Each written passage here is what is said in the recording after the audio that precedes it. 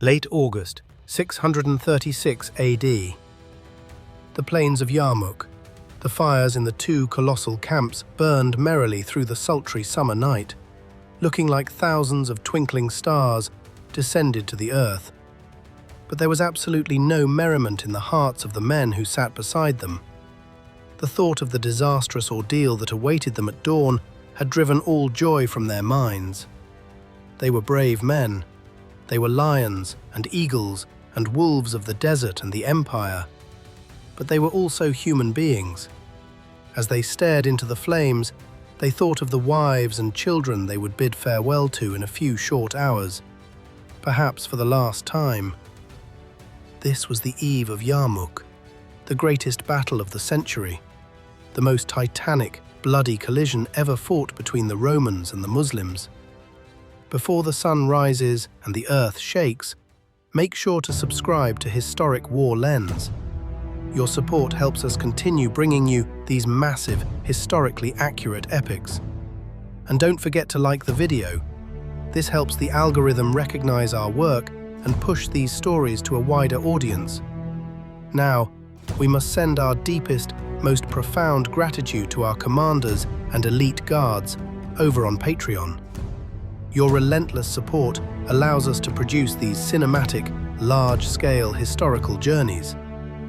You are the vanguard of Historic War Lens. If you want to join their ranks, support our mission, and watch these massive episodes early and entirely ad-free, click the Patreon link in the description. Now let us march onto the battlefield. To understand the bloodbath that is about to unfold, you must understand the geography of this specific plain. It was an arena bordered by death. On this claustrophobic plain, Emperor Heraclius had concentrated the absolute maximum power of the Eastern Roman Empire. Under the command of Vahan, the Armenian, as al-Waqidi records, 150,000 heavily armoured men were deployed on a massive 12-mile front, though modern historians estimate the force at closer to 80,000. They were organised into 4 immense armies, their ranks standing a terrifying 30 men deep. Ahead of this wall of steel, stretching across the entire 12-mile front, Vahan deployed the mobile Christian Arab army of King Jabla to act as a massive skirmish screen. On the Roman right, the army of Gregory formed an unbreakable line of heavy infantry, locked shoulder to shoulder in dense ranks. 30,000 men stood bound by oath, not by iron. They swore they would die exactly where they stood before they ever retreated. Against this unfathomable juggernaut stood 40,000 Muslims, knowing that standard defensive tactics would be completely crushed by an enemy nearly 4 times their size. The supreme commander, Abu Ubaidah, made a decision of profound humility and brilliant military logic. He voluntarily handed over the battlefield command of the entire army to Khalid ibn al-Walid. The sword of Allah immediately reorganized the entire Islamic army. He stripped away the old core formations and rebuilt them into 36 compact, lethal infantry regiments of roughly 900 men each. He organized them strictly on a tribal and clan basis, ensuring that in the terrifying chaos of battle, every single man would be fighting shoulder to shoulder with his own blood brothers and lifelong friends. Khalid then pulled all of the cavalry out of the main lines. He combined them into one terrifying, centralized mounted strike force of about 5,000 Arabian horsemen, with his elite mobile guard at its core. The Muslim line was terrifyingly thin, only 3 ranks deep, but there were absolutely no gaps. All the long spears were issued to the front rank, interspersed with elite Yemeni archers. But behind the men stood a second, utterly unexpected line of defense. The Muslim women and children were placed in camps directly behind their respective tribal regiments. As the night fell, Abu Ubaidah walked through the camps and issued a chilling order to the women. "Take tent poles in your hands," the commander said. "Gather heaps of stones.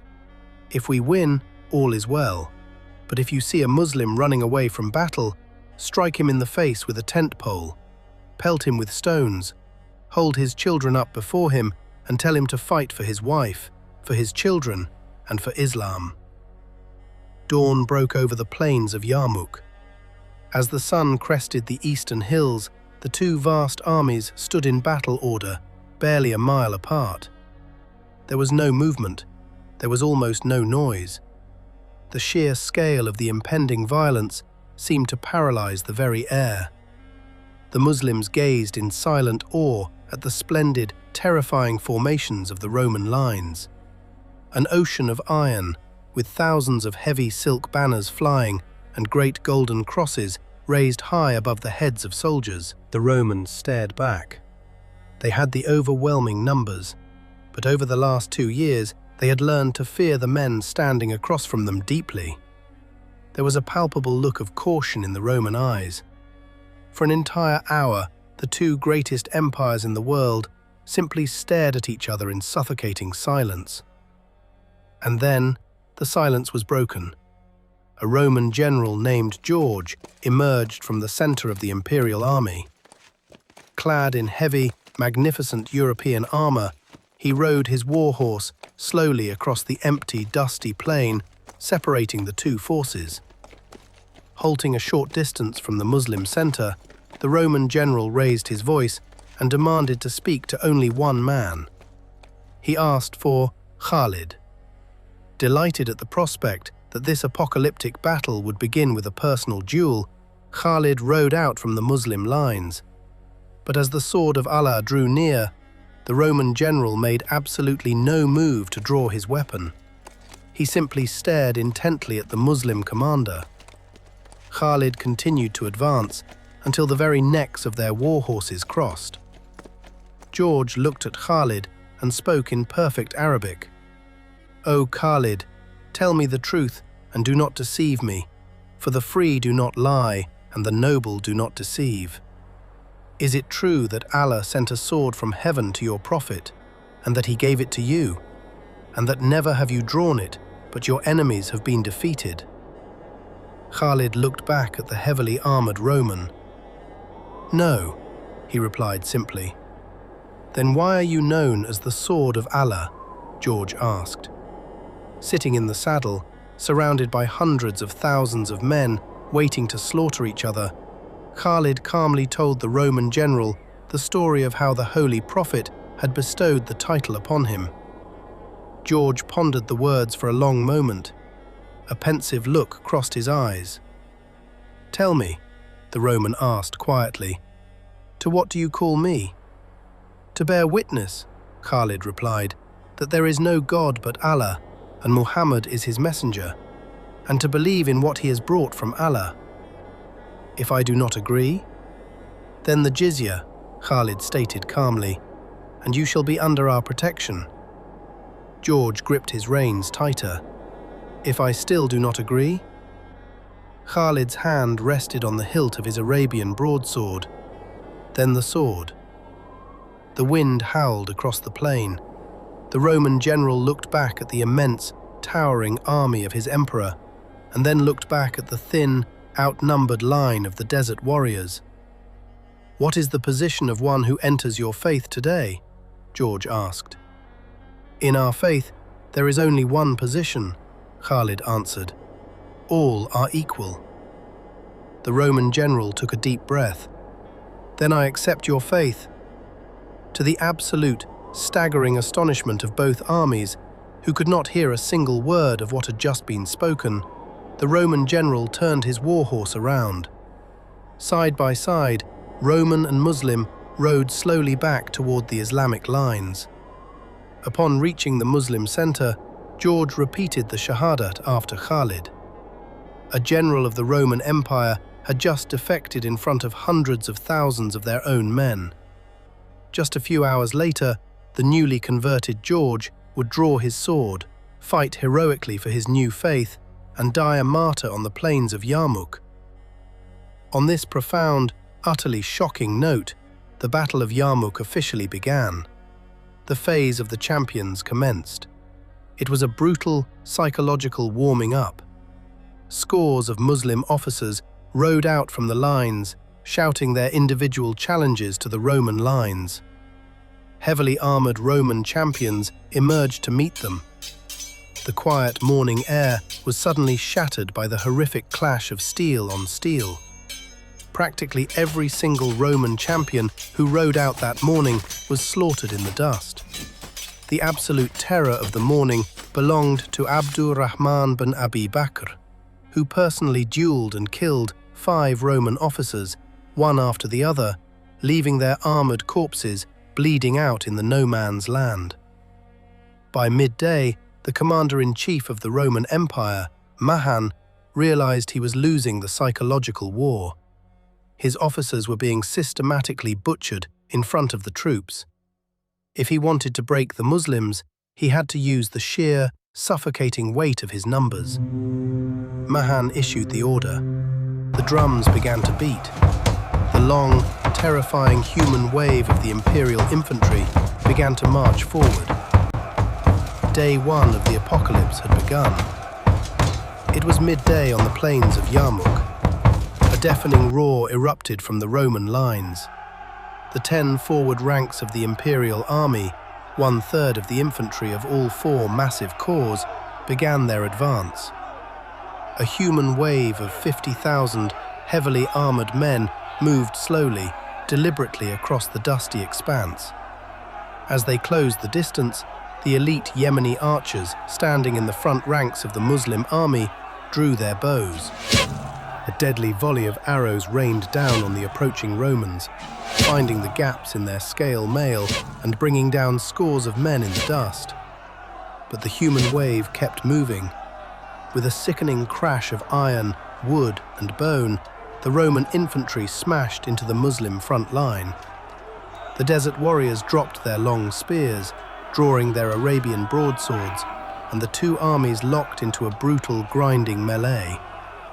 But the Roman assault lacked the fanatical desperation required to break the line. Vahan was testing the waters. He was cautious. Many of his soldiers were unused to such close-quarters butchery, and the terrifying ferocity with which the hardened Muslim veterans struck back quickly imposed caution on the imperial ranks. For the rest of the afternoon, the killing was steady but restrained. The thin, 3-deep Muslim line held like a wall of solid rock. Vahan refused to commit his reserves, and as the sun dipped below the jagged cliffs of the Wadi Rakad, the fighting slowly ground to a halt. The 2 armies separated and withdrew to their respective camps. Day 1 had ended. The night was spent in peace. Inside the Muslim camps, the atmosphere was one of profound relief and soaring confidence.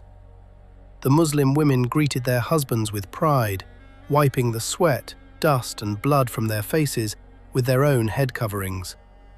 The wives whispered to the tired warriors, "Rejoice in the tidings to paradise, O friend of Allah."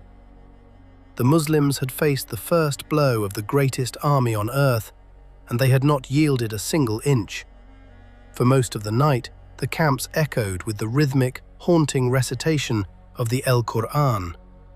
But across the dark plain, in the massive 18-mile-long Roman camp, the mood was hardening into cold, absolute fury. Vahan was humiliated. He called a midnight council of war with his top generals, Canatir, Gregory, and Darjan. The cautious approach had failed. If they wanted to shatter the Muslims, they had to catch them off guard. They had to strike when the desert warriors were most vulnerable. Vahan devised a new, ruthless plan. There would be no champions tomorrow. There would be no slow march.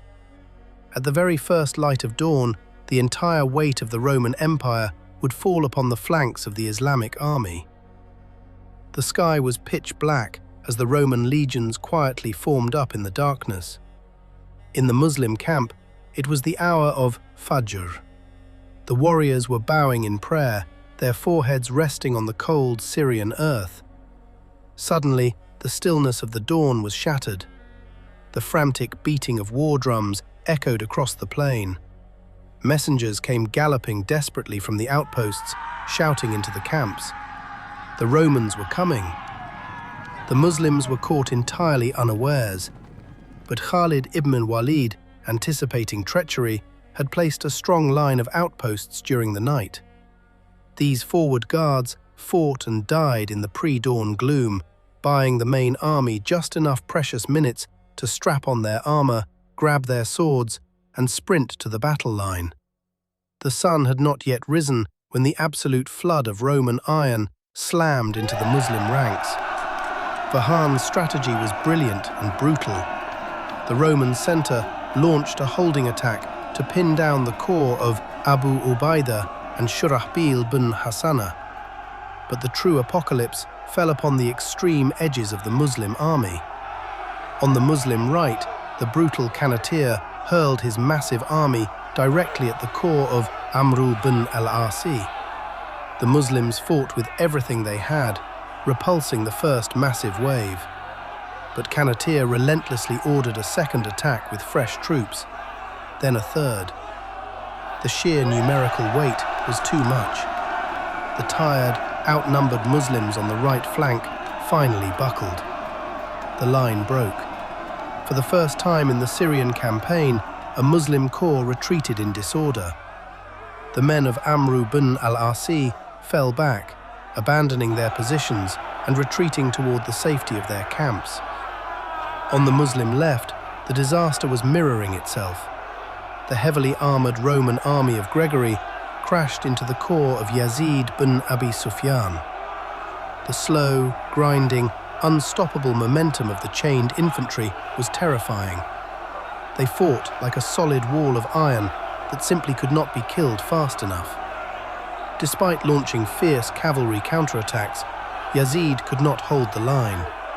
His warriors, exhausted and bleeding, were pushed back step by agonizing step until they too broke and fell back toward the camps. By mid-morning, the entire battlefield had warped into a terrifying horseshoe. The Muslim center was holding, but both wings had completely collapsed. The Romans roared in triumph. They could smell the blood. They could taste the victory. But as the retreating Muslim warriors ran back into their camps, they did not find sanctuary. They found a nightmare far worse than the Roman army. As the breathless, bleeding soldiers of the right and left flanks stumbled into the tent lines looking for respite, they were suddenly struck in the face. The Muslim women were waiting for them.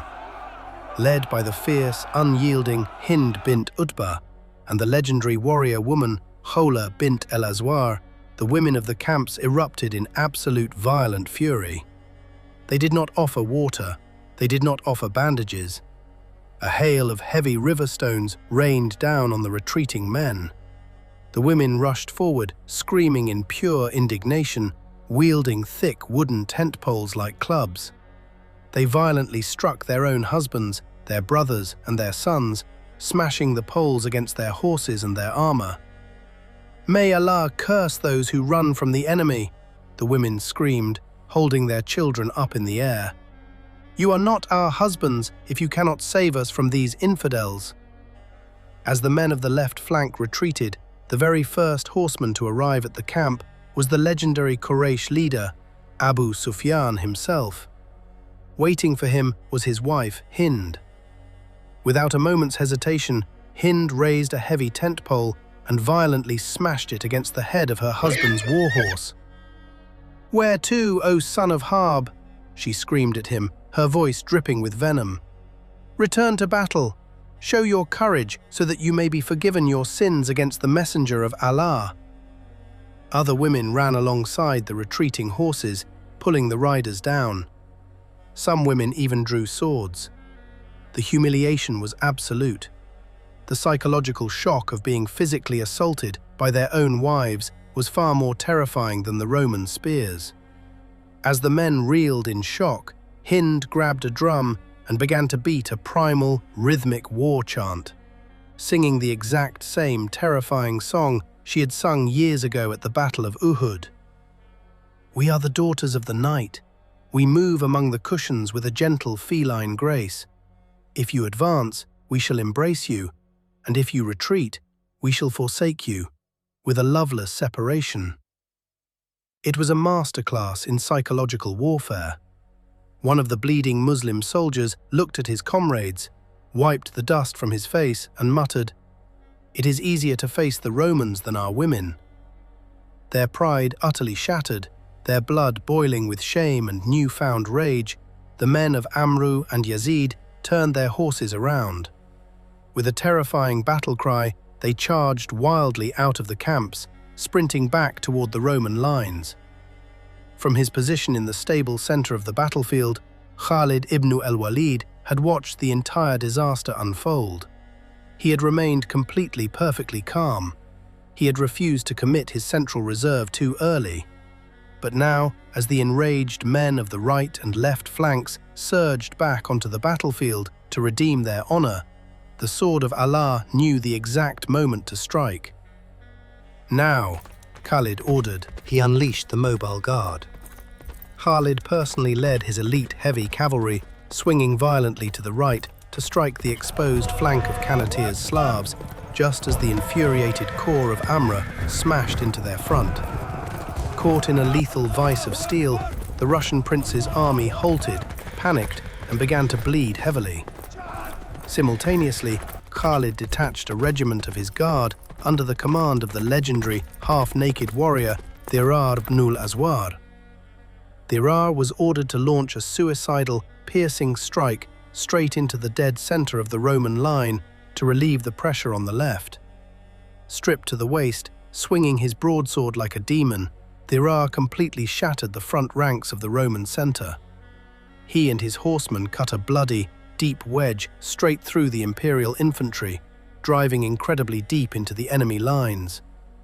Through the chaos and the dust, Thirar spotted the Roman commander of the center, General Darjan, standing with his elite imperial bodyguard.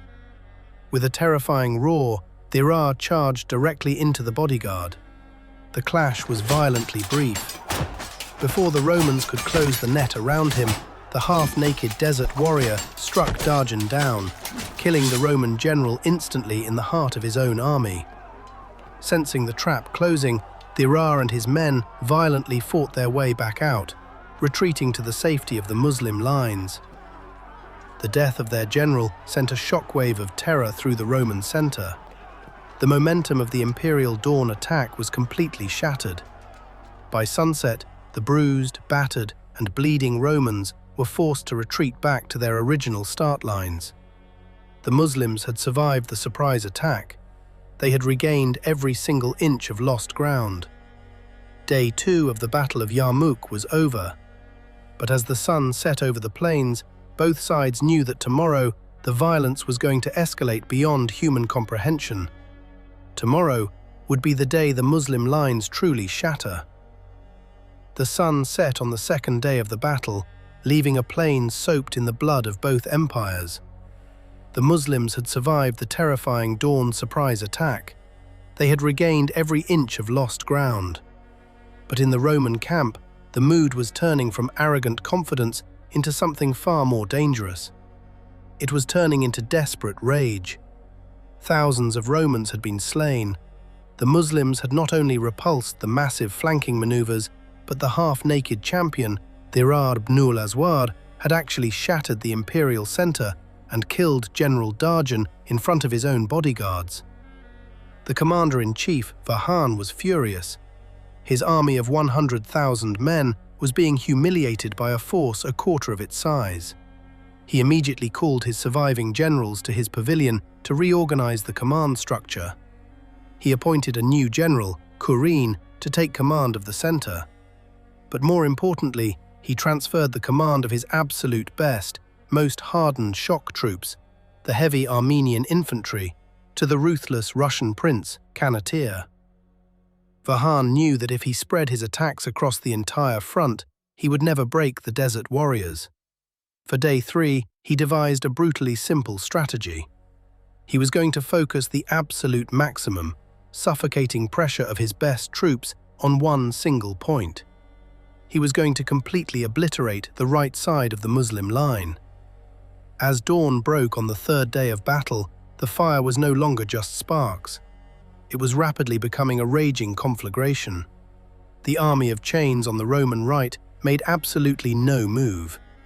The center under Qurin launched only a half-hearted diversionary attack to tie down Abu Ubaidah. But on the left, the earth began to shake. Canatir unleashed the combined, overwhelming might of the Slavic axemen and the heavy Armenian infantry. They marched like a rolling wall of iron directly toward the Muslim right, aiming their devastating spearhead at the exact junction between the corps of Shurahbil ibn Hassana and Amru ibn al-As. The initial shock was earth-shattering. The hardened veterans of Amru and Shurahbil braced their spears and took the impact. For the first few hours, the Muslim lines held, engaging in a merciless, grinding slaughter. But the Roman advantage in sheer numbers was a mathematical nightmare. As the morning dragged into midday, the Muslims could only cycle the same exhausted, bleeding soldiers back to the front, while Canatir continuously threw wave after wave of entirely fresh, rested Armenian heavy infantry into the meat grinder. The fatigue began to tell. The Muslim shields splintered, the spears shattered. Shortly before midday, the inevitable happened. The sheer weight of the Russian and Armenian advance cracked the Muslim right.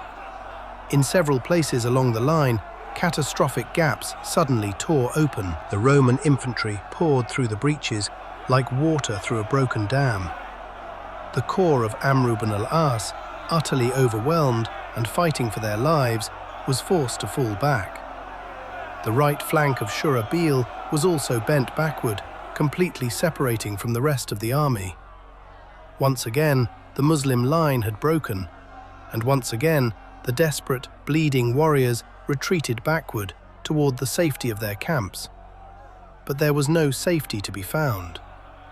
As the exhausted men stumbled into the tent lines, gasping for air, they were met by the exact same terrifying nightmare they had faced the day before. The women were waiting. Armed with heavy wooden tent poles, sharp stones, and completely unhinged fury, the wives and mothers of the warriors erupted. They did not care that the men were bleeding. They did not care that the Romans outnumbered them 4-1. A hail of rocks smashed into the retreating soldiers. The women rushed into the mass of retreating men, violently striking their own husbands with the tent poles, screaming insults that cut deeper than any Roman sword. One of the bleeding, exhausted Muslim warriors, desperately trying to shield his face from a barrage of rocks thrown by his own wife, turned to his bruised comrades. "By Allah," he panted, "it is easier to face the Romans than our women." Driven back by the sheer, unyielding ferocity of their own wives, the bulk of the two corps stopped retreating. Their pride stung to the absolute core, their fear completely overridden by shame, they again reorganized into a second defensive line just outside the camps and furiously held the Roman advance. It was at this exact moment of supreme crisis, with the right flank shattered and the camps under direct threat, that a Muslim lady from the camp came running onto the battlefield. Ignoring the arrows whistling past her head, she sprinted directly toward the central reserve, looking for the supreme commander of the battlefield. She found Khalid ibn al-Walid sitting calmly on his warhorse, observing the disaster unfolding on the right.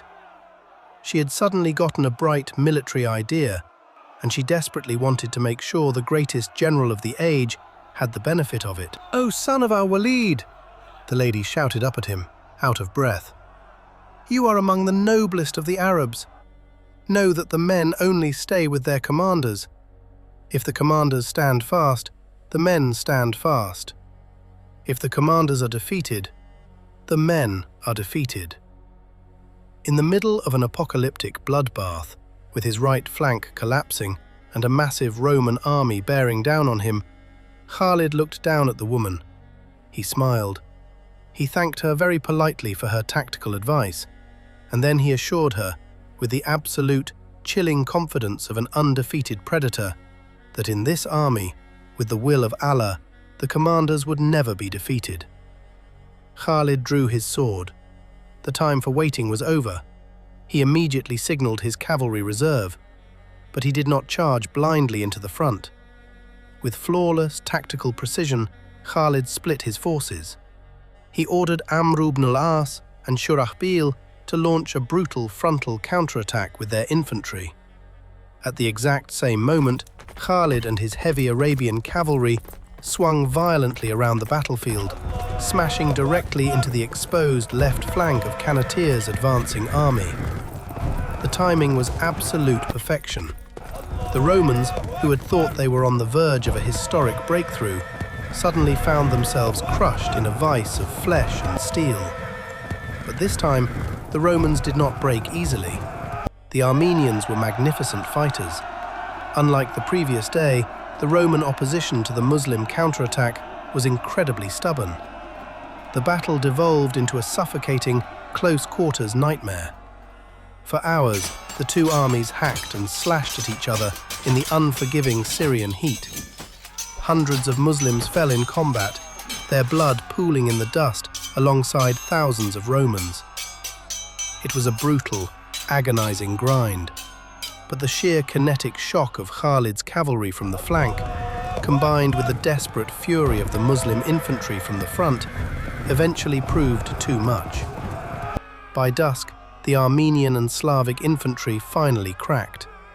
They were pushed, step by bloody step, all the way back to their original starting positions.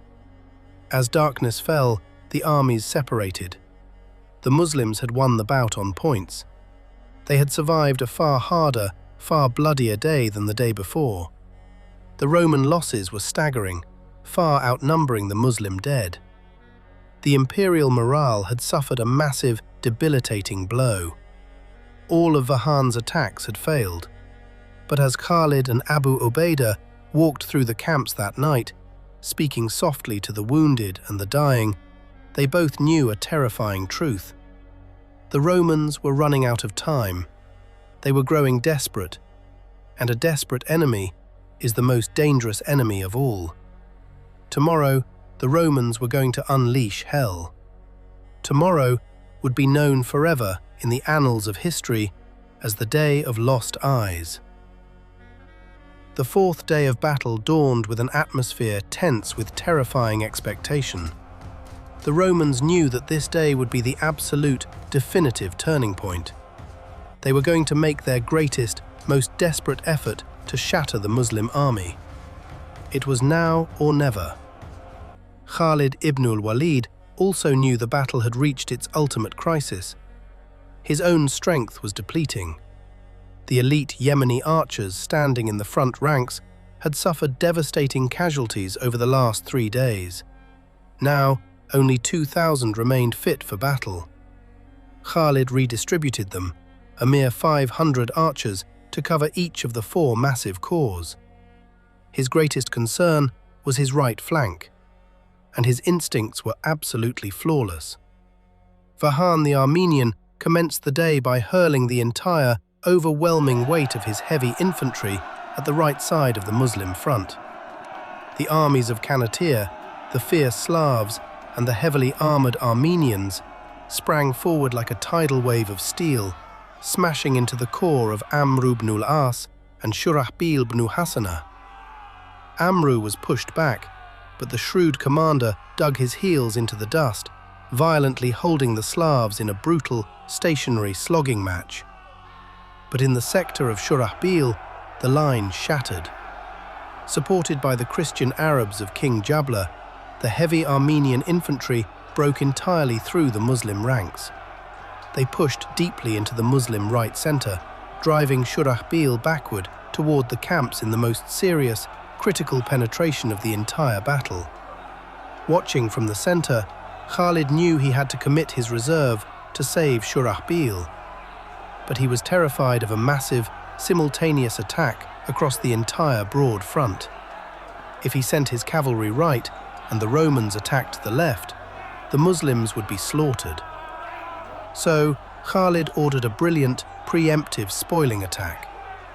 He commanded the left wing, the corps of Abu Ubaidah and Yazid bin Abi Sufyan, to immediately advance and attack the Roman right. He wanted to pin the Romans down so they couldn't exploit the disaster happening on the other side of the battlefield.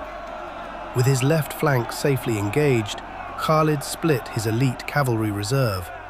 He gave half to Qais ben Hubayra and kept the other half. Then, the Sword of Allah launched a beautifully coordinated three-pronged counterattack. Khalid charged the Armenian flank from the right, Qais charged from the left, and Shurahbil counterattacked from the front. Caught in this suffocating three-way vice, the massive Armenian army violently buckled. For hours, a bitter, exhausting struggle raged in the dust. But while Khalid was winning the battle on the right, an absolute unimaginable catastrophe was unfolding on the left. Following Khalid's orders, the corps of Abu Ubaidah and Yazid had marched forward to attack the Roman right. Initially, they enjoyed some success, pushing the men of Gregory backward. But the advance had not proceeded far when the Muslims suddenly found themselves marching directly into a trap. They had walked into the range of a merciless, concentrated barrage of Roman archery. Thousands of imperial archers raised their bows. The sky turned black. According to the chroniclers who survived the horror, the arrows fell like heavy hailstones, completely blocking out the light of the sun. The Muslim bows were completely ineffective against this barrage due to their shorter range and depleted numbers. The desert warriors were entirely exposed. In a matter of minutes, the Roman arrows shredded the Muslim left wing. The marksmanship was terrifyingly precise. Arrow after arrow struck the faces of the desert warriors. From the sectors of Abu Ubaidah and Yazid, a horrifying chorus of agony rose above the din of battle. "Oh my eye! Oh my sight!" In this single concentrated barrage, 700 Muslim warriors were permanently blinded. 700 eyes were pierced by Roman iron. Among the victims was the legendary Quraysh leader Abu Sufyan, whose eye was struck and lost forever in the dust of Yarmouk. Because of this blinding calamity, the fourth day of battle would be known forever in the annals of history as the Day of Lost Eyes. To avoid total annihilation from the sky, Abu Ubaidah and Yazid frantically ordered their corps to fall back out of range. Seeing the Muslims retreating and blinded, the Roman generals Gregory and Corinne knew this was the decisive moment. They ordered a massive, full-scale assault. The Roman heavy infantry surged forward, crashing into the reeling, bleeding, half-blinded Muslim left wing. The corps of Abu Ubaidah and Yazid were violently pushed backward, step by step, toward the absolute breaking point. The entire left wing of the Islamic army was on the verge of total collapse. But at the extreme left edge of Abu Ubaidah's sector, one single regiment refused to take another step backward. It was the regiment of Ikrimah ben Abi Jahl. Seeing the army collapsing around him, the fearless Ikrimah drew his sword and planted his feet in the blood-soaked earth.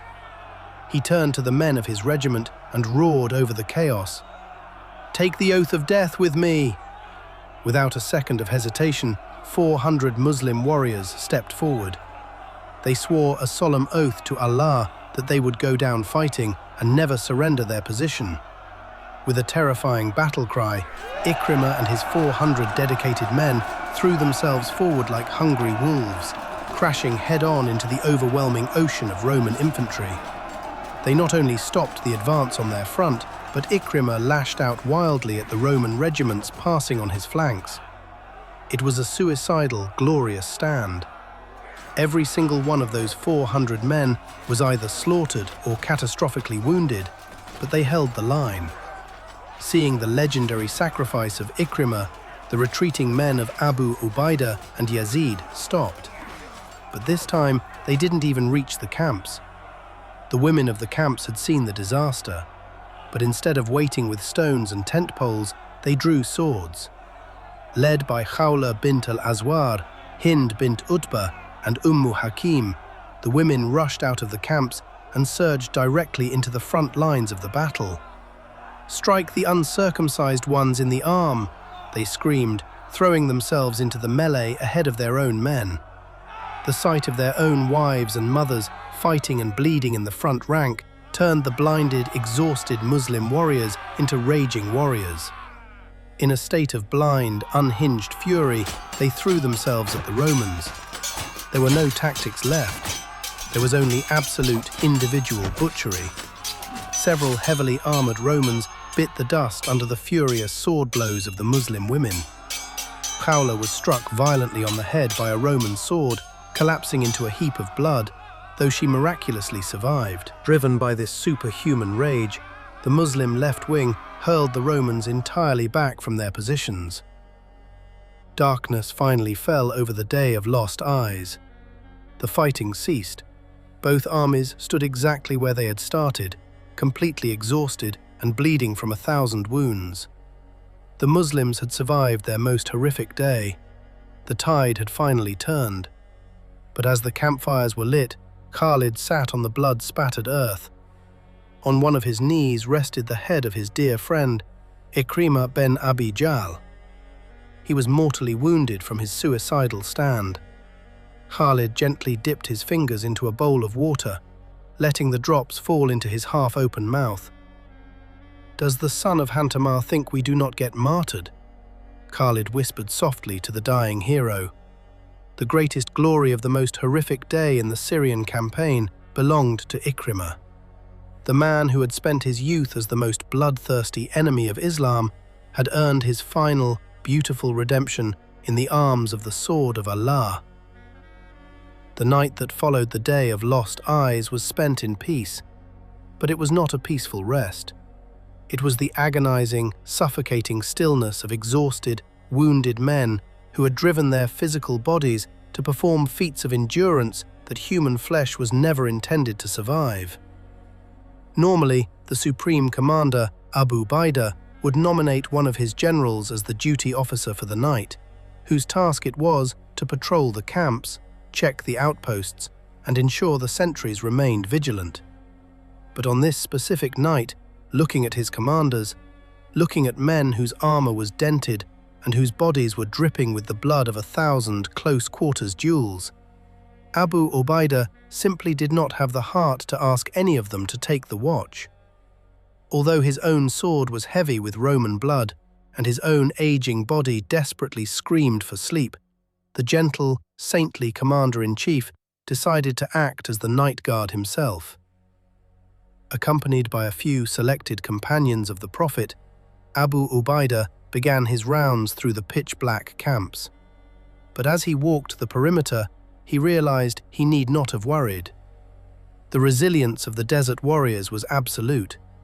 Everywhere Abu Ubaidah went, he found his generals already up and mounted on their war horses, patrolling the lines, speaking softly to the sentries and comforting the thousands of wounded. He even saw the legendary warrior Az-Zubayr riding the rounds, accompanied by his fierce wife, both on horseback, guarding the sleeping army in the dark. Then, the 5th day of battle dawned. Early in the morning, the two massive armies dragged themselves out of their camps and formed up on their original starting lines. But on this day, the soldiers did not stand so erect. The terrifying, immaculate Roman legions looked battered, their lines ragged, their shields splintered. Across the plain, the Muslims looked no better. The Islamic army was bleeding heavily. Next to every single unwounded man stood a wounded one. Some could barely stand on their own 2 feet, leaning heavily on their spears. But stand they did.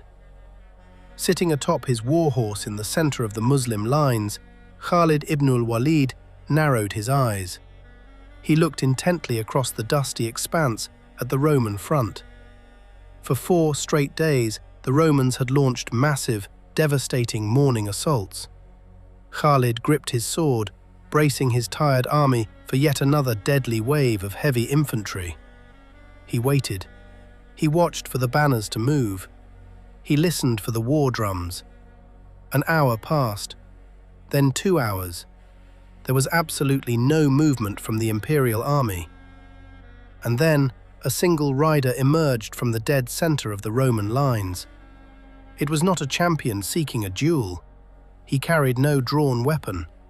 It was an emissary from Vahan, the commander-in-chief of the Roman Empire. The emissary rode slowly to the Muslim center and presented himself before Abu Ubaidah. The Roman delivered a shocking message. Vahan was offering a formal truce for the next few days, proposing a cessation of all hostilities so that fresh peace negotiations could be held between the two empires. Abu Ubaidah, who despised unnecessary bloodshed and always favored the peaceful surrender of cities, listened to the proposal.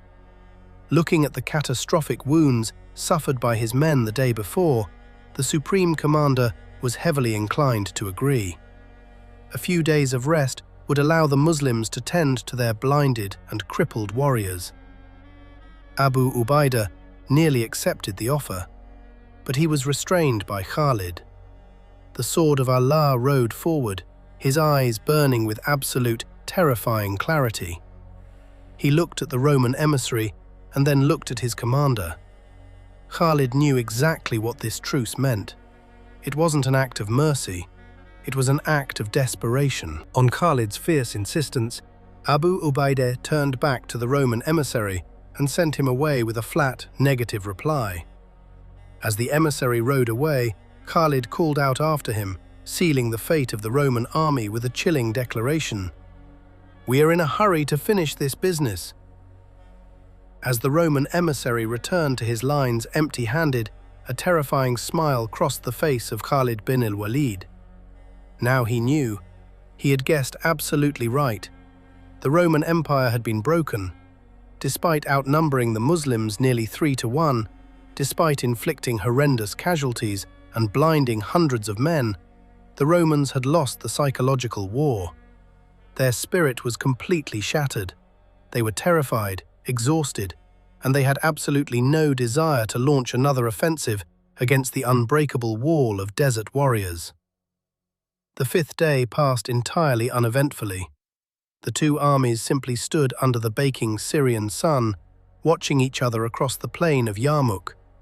But while the Romans rested, Khalid was engineering their absolute annihilation. For 4 days, the Muslims had fought a desperate, grueling defensive battle. Every single counterattack Khalid had launched was simply a reactionary measure to plug a gap or save a collapsing flank. He had waited, day after day, letting the giant Roman juggernaut exhaust itself, bleed itself dry, and break its own spirit against the Muslim shields. Now the defensive phase was over. The predator was ready to strike. While the infantry rested, Khalid spent the entire day issuing rapid, secret orders to his commanders. He was initiating a massive, battlefield-wide reorganization of his forces. He ordered Amr ibn al-As, Shurahbil bin Hassana, Yazid bin Abi Sufyan, and Abu Ubaidah to prepare their infantry for a relentless, forward push. But his true masterstroke lay with the horses. Khalid stripped every single cavalry regiment from the 4 corps. He pulled every mounted warrior off the flanks and out of the rear reserves. He grouped them all together, forging them into one single, massive, overwhelmingly powerful mounted strike force. 5,000 elite, battle-hardened Arabian horsemen were concentrated into one devastating fist, with Khalid's legendary mobile guard acting as its impenetrable iron core. This was the hammer. And miles behind the Roman lines, waiting in the deep, terrifying abyss with a 1,000-foot drop, the Wadi ur-Rakad was the anvil. As the sun finally set on the quiet, bloodless 5th day of Yarmouk, the chessboard had been completely reset. The greatest tactical mind of the ancient world had finished placing his pieces. Tomorrow, the sword of vengeance would finally flash. Tomorrow, the Empire of Rome would fall. The 6th day of battle dawned bright and clear. It was the 4th week of August, 636 AD. The stillness of the early morning gave absolutely no indication of the Holocaust that was about to follow. The Muslims, having rested through the quiet fifth day, were refreshed. Knowing that their undefeated commander had transitioned from defense to a massive counter-offensive, a renewed, terrifying eagerness for battle rippled through the ranks. To their front stretched the anxious, bruised lines of the Roman army. They were less hopeful, their morale severely shaken by the colossal losses they had taken, but they were still a massive, heavily armored force with plenty of fight left in them. As the sun rose over the dim, jagged skyline of the eastern hills, a lone figure detached himself from the center of the imperial army. It was Gregory, the towering European commander of the Roman right wing, the general who commanded the 30,000 men chained together in the oath of death. Gregory had not come to negotiate. He had come with a highly specific, desperate mission: to personally kill the Muslim commander-in-chief in single combat, hoping the psychological shock would shatter the Islamic army before the general engagement even began. As his massive war horse trotted into the center of the dusty battlefield, Gregory drew his weapon and shouted a booming challenge across the plain. He asked to fight none but the commander of the Arabs. Hearing the challenge, the gentle, saintly supreme commander, Abu Ubaidah ibn al-Jarrah, immediately prepared to ride out. A wave of alarm swept through the Muslim high command. Khalid ibn al-Walid and the other generals desperately tried to dissuade him. Gregory had a fearsome reputation as a brutally powerful fighter, and his physical size was incredibly intimidating. Every single officer felt it would be far better if the sword of Allah rode out to meet this general. But Abu Ubaidah was absolutely adamant. He was the commander-in-chief, and he would not hide behind his men. He calmly handed the highest battle standard of the army to Khalid. "If I do not return," Abu Ubaidah said softly, his voice carrying the absolute certainty of a man who had already surrendered his fate to God, "you shall command the army until the Caliph decides the matter." Without another word, the supreme commander of the Islamic armies spurred his horse forward to meet the giant of Rome. The two generals met on horseback in the dead center of the battlefield. The entire plain of Yarmouk, filled with nearly thousands of men, fell into a suffocating, breathless silence. They drew their swords. The clash was immediate and violent. Despite his gentle nature, Abu Ubaidah was a hardened veteran of the Prophet's earliest battles. Both men were splendid swordsmen. For several agonizing minutes, they treated the paralyzed spectators to a thrilling, lethal display of cuts, parries, and thrusts. The ring of steel echoed across the silent valley. Then, suddenly, Gregory drew his horse back. The Roman general turned his war horse and began to canter away from the fight, riding back toward his own lines. A massive roar of joy and relief erupted from the Muslim ranks. To the untrained eye, it looked as though the Roman general had been defeated and was fleeing for his life. But Abu Ubaidah did not cheer. His eyes were locked dead onto the retreating Roman. With a terrifying, cold focus, he spurred his horse into a full gallop, relentlessly pursuing the giant. Gregory had hardly gone a few hundred paces when Abu Ubaidah caught up with him. It was a trap. Gregory had deliberately controlled the pace of his horse, perfectly timing his feigned retreat to throw his opponent off guard. As soon as the Muslim drew near, the Roman violently hauled on his reins, spinning his heavy warhorse around, raising his broadsword high into the air for a devastating, decapitating strike. But Abu Ubaidah was no novice. He had survived the bloodiest fields of Arabia. He knew more about swordplay than the Roman general would ever learn. As Gregory raised his sword, he left his guard open for a fraction of a second. That was all the saint needed.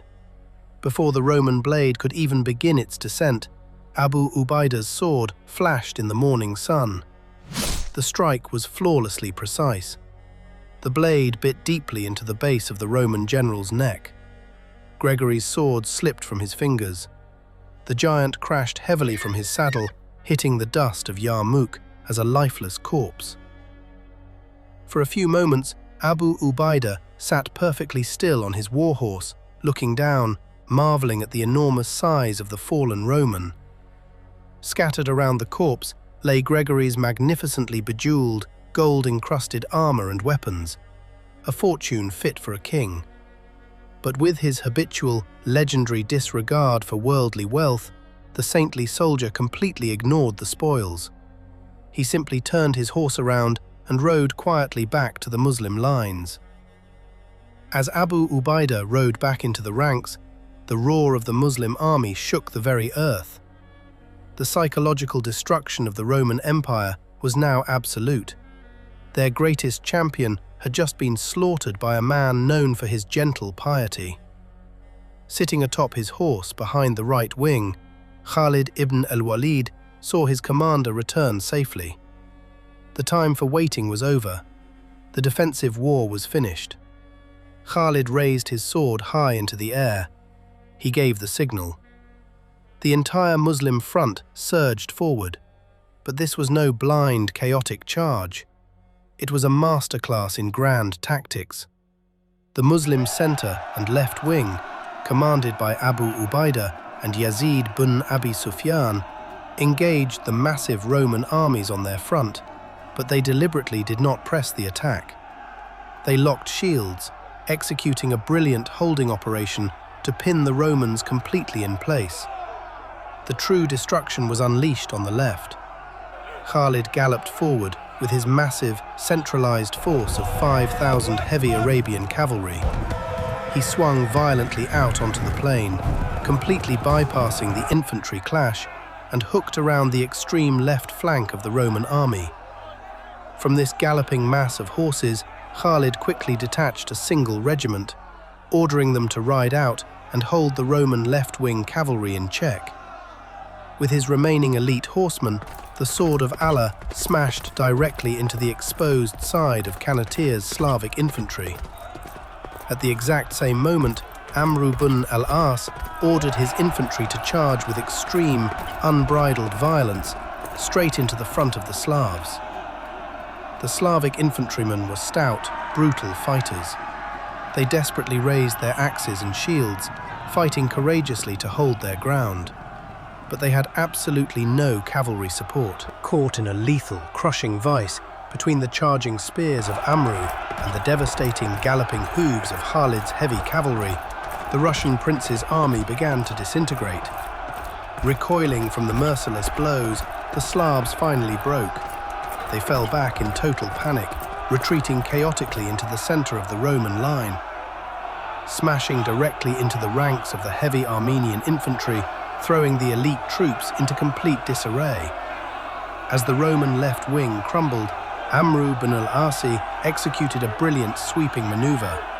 He pushed his victorious infantry forward, swung them sharply to the left, and crashed directly into the newly exposed flank of the disordered Armenians. While Amru butchered the infantry, Khalid wheeled his massive cavalry force around. He locked his sights on the Roman cavalry of the left wing, which was still pinned down by his detached regiment. The Roman horsemen watched in absolute terror as the undisputed master of desert cavalry charged directly at them. The clash was incredibly violent, but incredibly brief. Having watched their own infantry slaughtered and getting a severe bloody mauling from Khalid's elite riders, the Roman cavalry completely lost their nerve. They broke formation. Abandoning their infantry to die, the Imperial Roman cavalry wheeled their horses around and galloped away to the north, fleeing the battlefield entirely. They had had enough of Yarmouk. The master plan of Khalid ibn al-Walid was working to absolute, terrifying perfection. He was meticulously stripping the armor off the Roman juggernaut.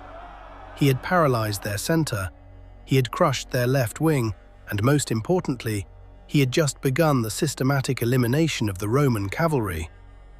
The Roman infantry was now stranded, and the anvil of the abyss was waiting.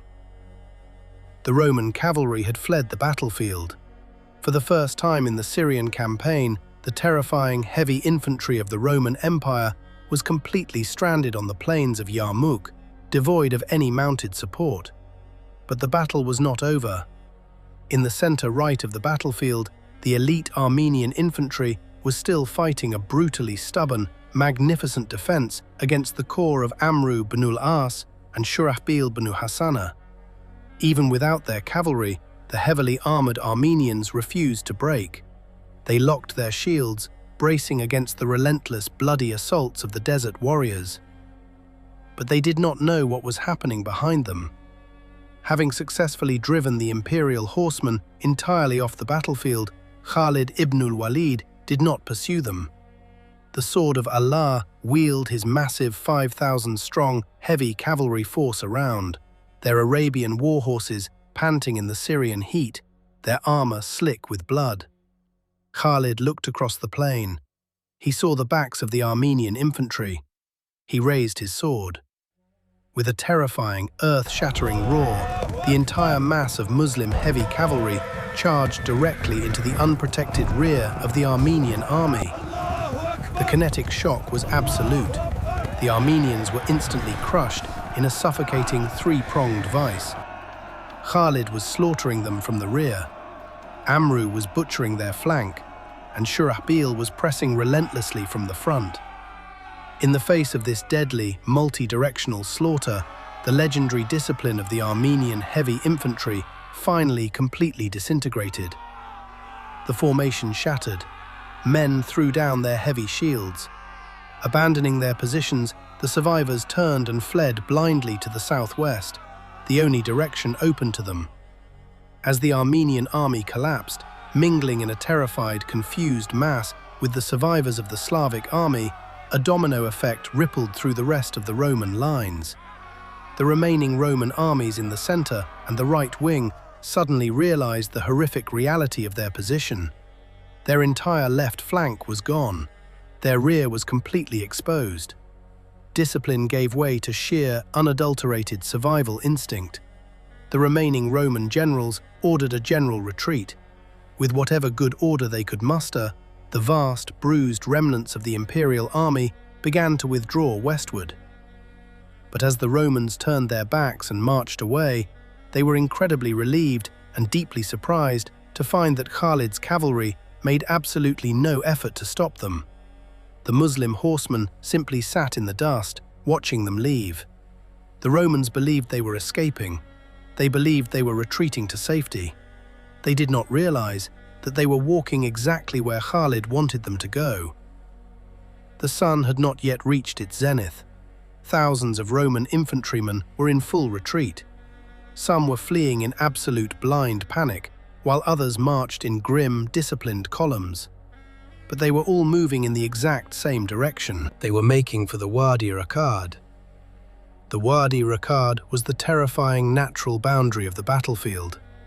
It was a massive, jagged gorge that dropped a precipitous 1,000 feet straight down. The ravine was lined with sheer, vertical rock cliffs. If an army was pushed to its edge, there was absolutely no retreat. There was only a plunge into the abyss. But the Romans knew there was one single escape route. There was a crossing at a narrow ford near a small village. Here, a good road cut through the ravine. The eastern slope was gradual enough to descend, and the western slope, though incredibly steep and flanked by precipices, allowed an army to climb out the other side. Towards this single, narrow ford, the Roman officers desperately guided their men. As the leading Roman regiment arrived at the edge of the ravine, they rushed down the eastern slope, splashing through the stream at the bottom. Overjoyed at their survival, the exhausted, panting Roman heavy infantry began to labor up the steep, narrow road on the western bank. They were so close. They could see the top of the ridge. Safety was just a few hundred feet away. But as the vanguard reached the very top of the western bank, they froze. The blood drained from their faces. Standing on the ridge, silhouetted against the bright Syrian sky, looking down at them with drawn swords, was a line of Muslim horsemen. And standing at their very head was a lean, heavily scarred warrior. It was Khalid ibn al-Walid. The trap had been set the night before. Under the cover of darkness, while the Roman army slept, Khalid ibn al-Walid had secretly dispatched Khalid with 500 elite horsemen from the mobile guard. Guided through the pitch-black night by a local Christian Arab, Khalid had made a massive, wide detour entirely around the Roman left flank. He had ridden behind the Wadi Rakad, quietly secured the western bank of the ravine, and concealed his men in the shadows of the ford. The Romans had considered the crossing too far back to be of any tactical significance. They had left it completely unguarded, and now the naked champion of Syria held the only door out of hell. Before the exhausted Romans could even raise their shields, Khalid gave the order. A devastating volley of heavy boulders and jagged rocks rained down on the crowded, narrow road. The heavy stones smashed into the Roman vanguards, shattering helmets and breaking bones. A few desperate Romans managed to claw their way to the top of the ridge, but they were instantly cut down by the flashing swords of the mobile guard. Finding themselves under a merciless hail of stones, the leading elements panicked. They tried to retreat down the incredibly steep road, but the path behind them was choked with thousands of their own men. The leading Romans fell back onto the ranks behind them. Those men fell onto the men behind them. The incredibly steep, narrow road became a terrifying crush of armored bodies. And then, Khalid charged. With a terrifying roar, the half-naked warrior and his men plunged down the narrow path. The psychological terror was absolute. The Romans broke. Screaming in panic, sliding and twisting on the steep rocks, the Roman vanguard collapsed into a tumbling, rolling avalanche of iron and flesh, crashing all the way back down to the bottom of the ravine. The Romans who were still on the eastern bank stopped dead in their tracks. They looked in horror at the avalanche of their own men. They looked up at the impassable, sheer cliffs of the gorge. And then they turned around, looking back at the open plain of Yarmouk. Marching relentlessly toward them, forming a perfect, inescapable semicircle of death, was the entire Islamic army. The escape route was sealed. There was nowhere left to run.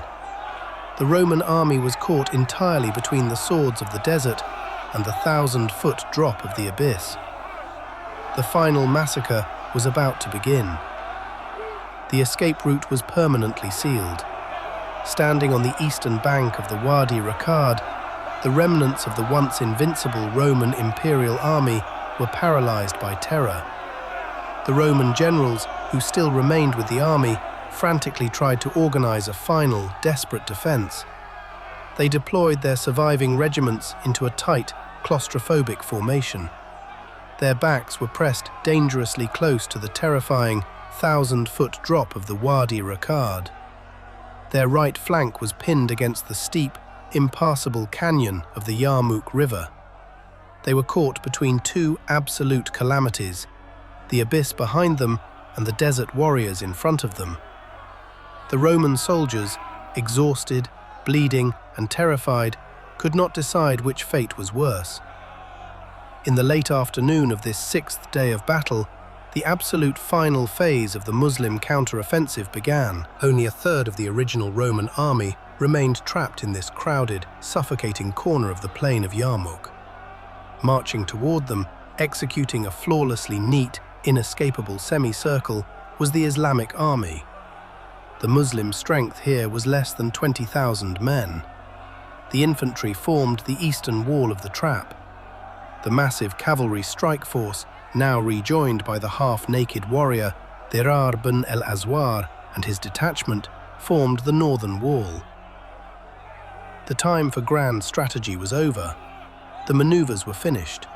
The brilliant tactical mind of Khalid ibn Walid had placed his troops in the absolute, mathematically perfect situation for total annihilation. It was now entirely up to the soldiers.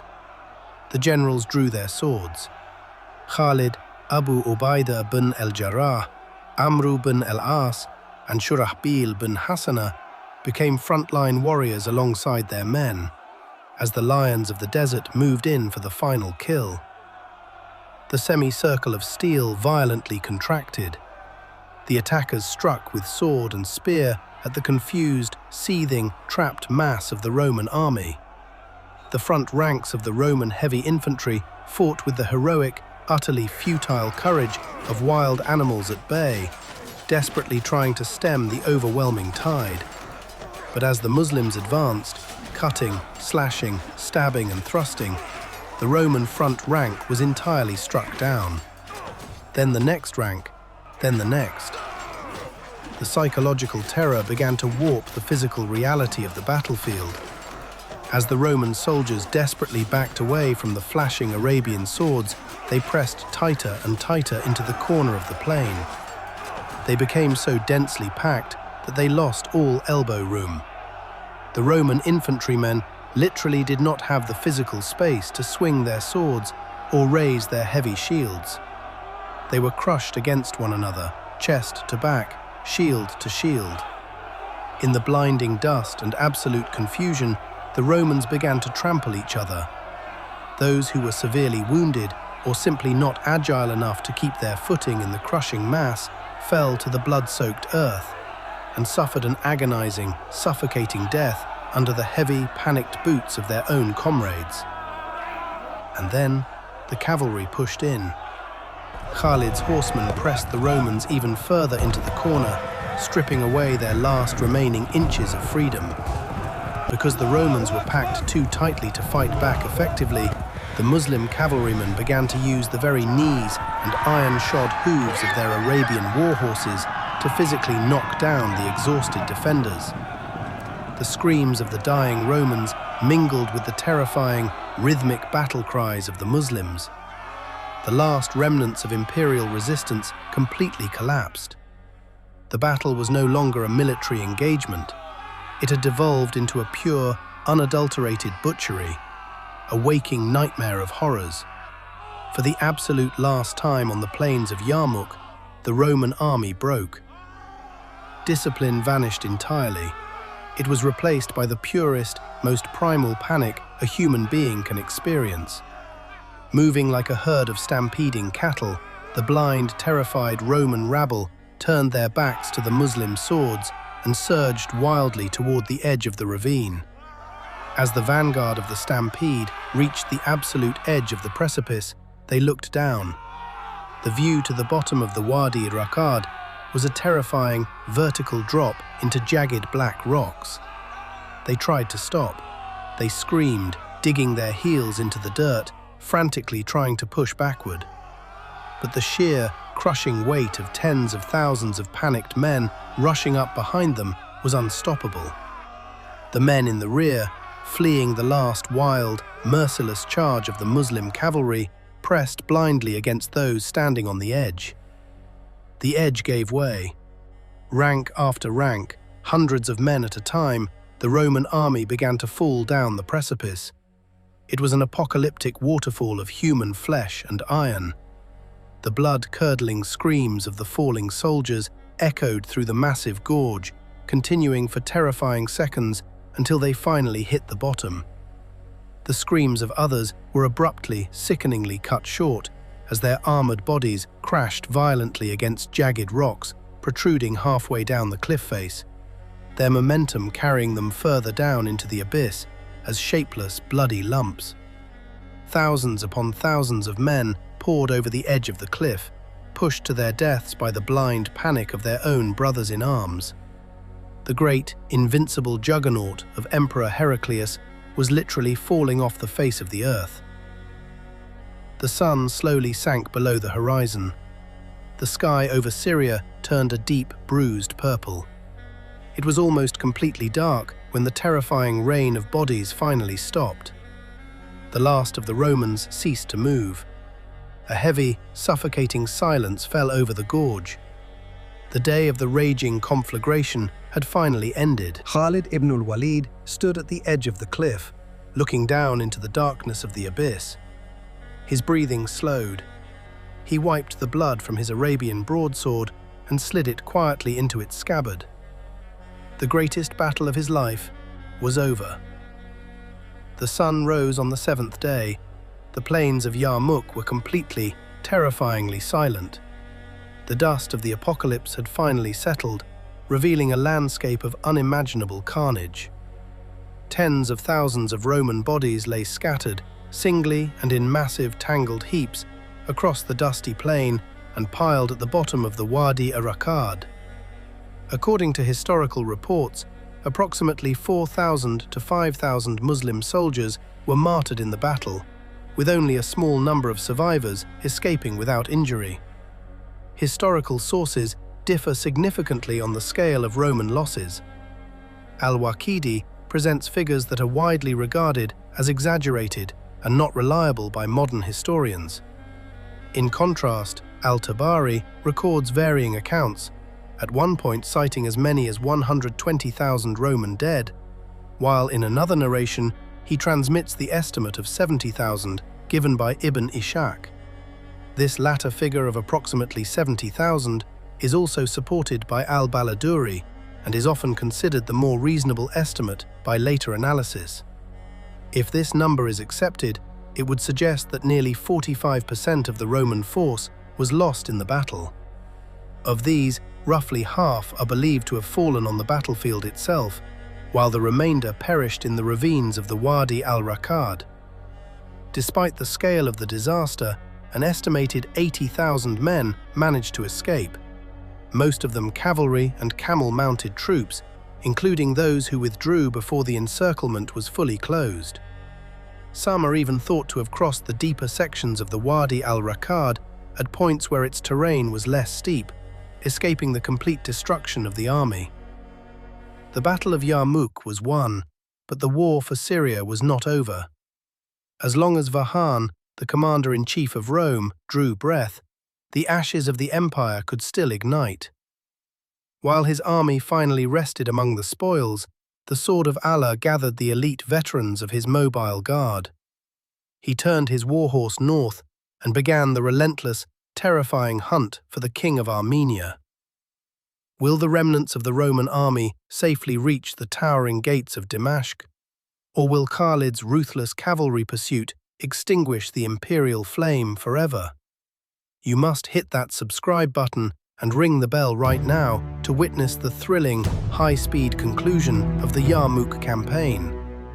Commanders, we are expanding our historical universe. To experience the beautifully detailed histories of the prophets and the Sahaba outside the battlefield, subscribe to our brand new channel, Islamic Story Lens.